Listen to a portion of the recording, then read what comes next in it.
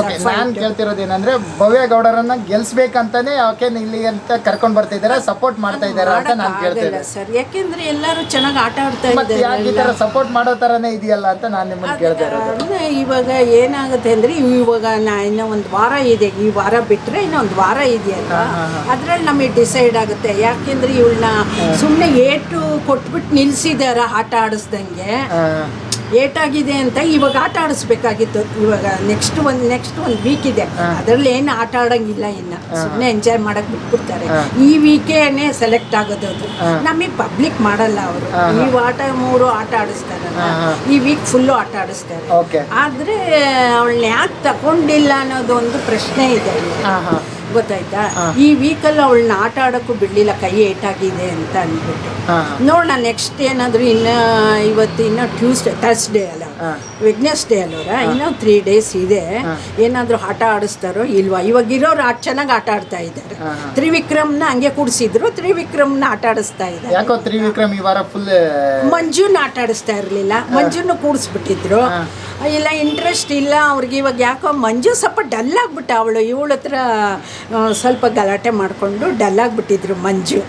ಈ ವೀಕಿಂದ ಸ್ವಲ್ಪ ಗೆತನಾಗಿದ್ದಾರೆ ಮಂಜು. ಮಾತು ಬಿಟ್ಬಿಟ್ಲಲ್ಲ ಇವಳು, ಅದಕ್ಕೋಸ್ಕರ ಸ್ವಲ್ಪ ಮಂಜು ಈ ವೀಕ್ ಆಟ ಆಡ್ತಾ ಇದ್ದಾರೆ. ಏನ್ ಅನ್ಸುತ್ತೆ, ಅವರಿಬ್ರು ಯಾವಾಗ್ಲೂ ಮಾತಾಡ್ಕೊಂಡೇ ಇರ್ಬೇಕು ಅನ್ಸುತ್ತಾ? ಸರ್, ಆಟಕ್ಕೆ ಹೋಗಿರೋದು ನಾವು ಆಟ ಆಡ್ಕೊಂಡು ಮಾತಾಡ್ಕೊಂಡು ಇದ್ಬಿಟ್ರೆ ಗೆಲುವು ಎಲ್ಲಿ ಬರುತ್ತಾರೆ?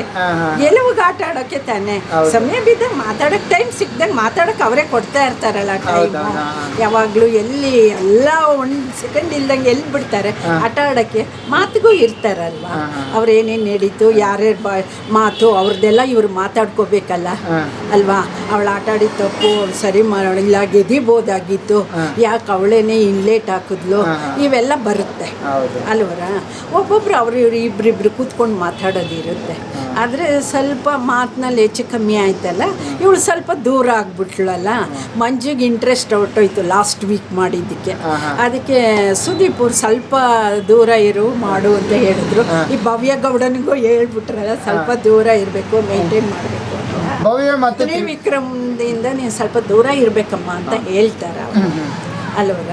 ಅದರಿಂದ ಈ ವೀಕ್ ಸ್ವಲ್ಪ ಕಡಿಮೆ ಮಾಡಿದ್ದಾರೆ. ಅಲ್ಲ, ಇವರಿಬ್ರು ಜಗಳ ಆಡ್ತಿದ್ದಾರೆ, ಭವ್ಯ ಮತ್ತೆ ತ್ರಿವಿಕ್ರಮ್. ಈ ವಾರ ನೋಡ್ತಾ ಇದ್ದೀರಾ ನೀವು? ಜಗಳ ಆಡ್ತಾ ಇದ್ದಾರೆ. ಏನ್ ಅನ್ಸುತ್ತೆ ನಿಮ್ಗೆ ಅವರಿಬ್ರು ಜಗಳ ಆಡ್ತಾ ಇದ್ದಾರೆ? ಸುದೀಪ್ ಸ್ವಲ್ಪ ಹೇಳಿದ್ರಲ್ಲ, ಅದರಿಂದ ಇವಳು ಸ್ವಲ್ಪ ಅಲ್ಲ, ಭವ್ಯ ವಿನ್ ಆಗೊಂಡು ಹೋಗ್ತಾ ಇದ್ದಾರೆ. ಬಟ್ ತ್ರಿವಿಕ್ರಮ್ಗೆಲ್ಲ ಹೇಳಿದ್ರಲ್ಲ, ತ್ರಿವಿಕ್ರಮ್ ಜೊತೆ ಸೇರಿದ್ರೆ ನೀನ್ ಇದ್ರದ್ದೆಲ್ಲ ವೀಕ್ನೆಸ್ ತಿಳ್ಕೊಂಡ್ಬಿಟ್ಟು ಅವ್ನು ಆಟ ಆಡಕ್ ಸರಿ ಮಾಡ್ತಾನೆ.